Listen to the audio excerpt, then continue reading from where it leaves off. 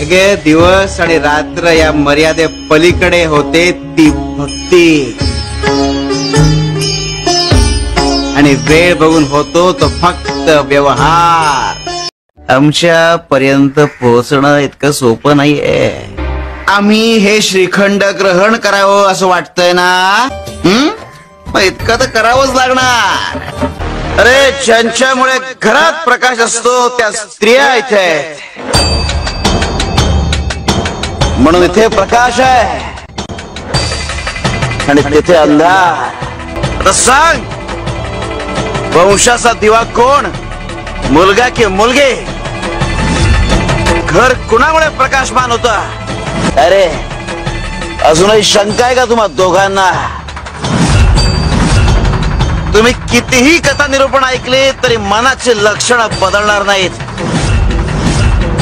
ती जशीच्या तशीच राहणार.